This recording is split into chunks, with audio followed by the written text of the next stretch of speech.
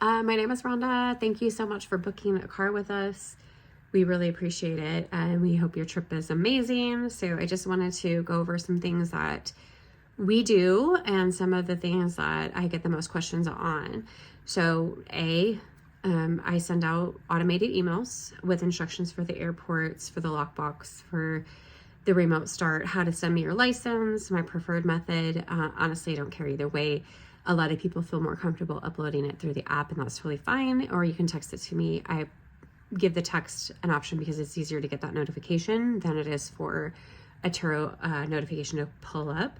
So I'll get the text 100%. I do have a backup phone number on there just in case for some reason, I'm not answering my phone or I'm not near it, but that's really very far and few between. So that's your method is however, the selfie has to be of you with your driver's license like this, with the car in the back. That kind of covers all of the requirements for pickup and your license and, verifying your identity when we're doing the virtual pickups or the lockbox pickup.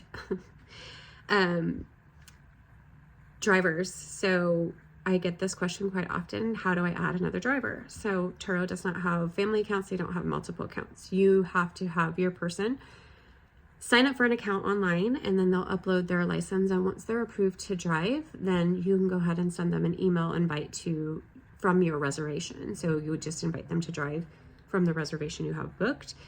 And all they have to do is accept it and confirm it. And you can do that 10 days in advance. You can do it 5 days. You can do it pretty much whenever. I've had guests do it day 2 of the trip, or we've had guests who one is flying in early and then the other person's not flying in, and they add it when they fly in. So very easy to do for the pickup. I'll see it on my end. You'll see it on your end. Airports. Let's talk airports. We have 2. We have a weird code in Turo for Mesa Gateway. It's AZA Mesa Gateway, and there's AZA Sky Harbor. Sky Harbor is the international airport. It is what most people are flying to. It is in Phoenix. Mesa Gateway is in Mesa. It's about 40 minutes difference. So if you book something and you accidentally choose Mesa Gateway, it is a 40-minute round trip to each airport. Plus then I have to go from wherever I am to pick up the car at whatever airport and take it to the other airport. So plan on 2 hours if we have that error happen. It's happened twice. Both times, we made things right, but that does take time from us. It, takes away from us being able to pivot and do our life as well. So please confirm if you are flying into any airline other than Allegiant Air. You should be at Sky Harbor. If you're flying into Allegiant Air, then you should be at Mesa Gateway. So if you have booked Mesa Gateway, I do ask that you confirm that it is the right airport, just so that we don't have that mix up, because it is not fun for anybody to have your car at the wrong place. Sky Harbor has a economy lot that we're contracted through Turo. So you have to park in the East Economy lot. That's where you pick everything up. Sky Harbor is really beautiful. It is well laid out. It's very well designed. It is like the best airport. Honestly, it's super easy to get through no matter what terminal you're at. There's directions to the SkyTrain, and the SkyTrain goes to all the terminals. So once you get your bags, you're just going to find the SkyTrain.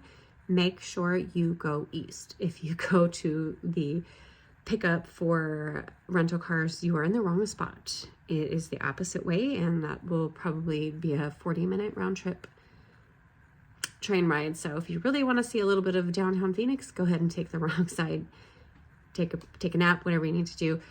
But honestly, if you're in Terminal 4, it's the quickest. You'll go one stop and get off. If you're in any of the terminals and you go east, they hit the terminals and then the garage and then the 44th Street station. If you hit the 44th Street station, you went too far. So they usually have really good signs, and you'll be able to see both of the garages from the train and the platform. So if you see the 2 big parking structures, get off.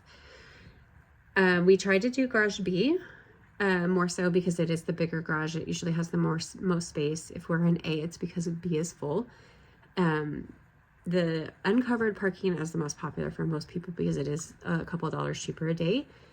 It is very hard to find sometimes. In the summertime, it might be a little bit easier because there's less travel to the city, but in the wintertime, it might be kind of difficult to find parking there. So we park wherever we can. Typically it's in garage B on floor 1 or 2. If it's super busy, sometimes we have to go all the way up. So I apologize. If you don't like elevators or have a problem with elevators, let me know. I'll try to find you a ground space, but you know, it's first come, first serve. So it is what it is. If it's extra busy in whatever time of year you're coming to Phoenix and the parking lot is closed for any reason, just let them know you're with Turo and you don't have to have a reservation to park in that space. Or if you're dropping the car off, you won't have to drop it off somewhere else or worry about having a reservation. So Turo's got you covered, and they're really nice here. So they'll probably let you through pretty quickly. They usually do for us. So not a big issue. Mesa Gateway is my favorite. So if you're flying into Mesa, it's literally, you're going to come out of the terminal, you're going to look across the street. Usually there's a crosswalk right there. And when you cross the street, the car is usually in the first 2 or 3 parking spots. We use the 1 hour parking. If for some reason I have to drop the car off extremely early, or if we have something where, you know, your flight and my schedule is mismatched, we might go to the lot next to it, which is like the long-term parking, but it's an extra 2-minute walk. It's not very far. You just walk to the end of the terminal and it's in the parking lot. They'll have little signs with, this is section H, this is section B. You know, I'll just give you an idea of where the car is and how far it's parked out. So I try to take a picture of it when we drop it off so you can kind of see the surroundings and match them up. I know that helps me sometimes, so I'm trying to do that. If you have any questions, let me know.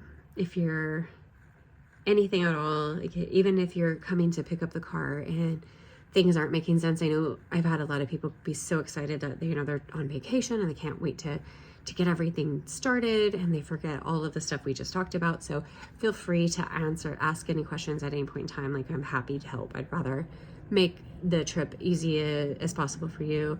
You're already avoiding the lines with the rental car places. You don't have to, you know, get whatever you get. You already know the car, the color, the make, the model, all of that stuff. So we love Turo. It's great. It's been beautiful to us. So again, ask any questions.